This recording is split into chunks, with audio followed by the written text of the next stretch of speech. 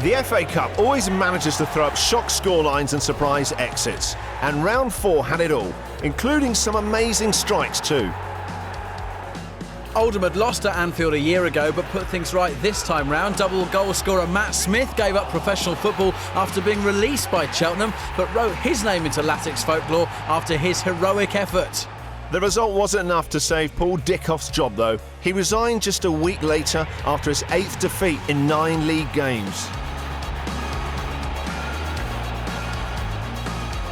Conference side Luton were the surprise package of the tournament and became the first ever non-league side to beat a Premier League team. Scott Rendell cooked up an 80th minute winner as Norwich couldn't quite cut the mustard.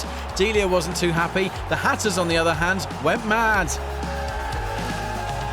A clash of cultures on the touchline at Ellen Road as 8 times winners Spurs went down to Leeds.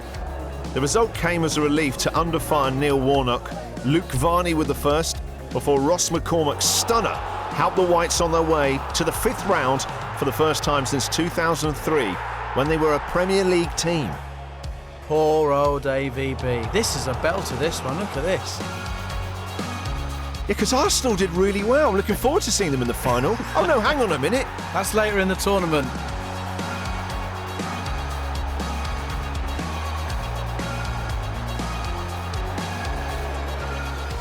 QPR haven't had the best of seasons, relegated from the Premier League, and in January had another chapter of humiliation written.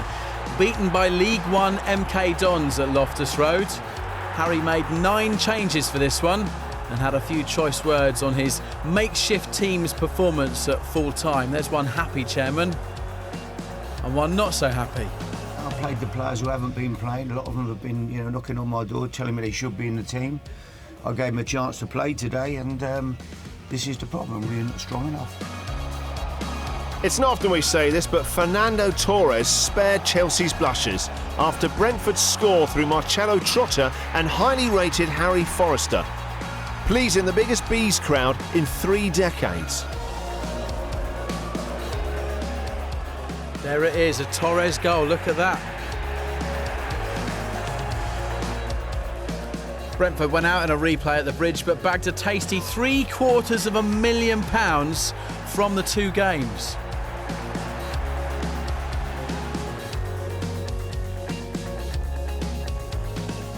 Oh dearie me.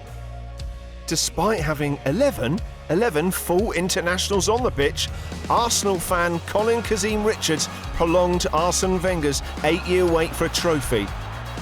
Bye-bye! Keeper should have done better with that. Taxi for Wenger. All aboard the Wenger bus. Needs to get rid of that coat. 6'6" giant Matt Smith wrote his name once more into Oldham folklore.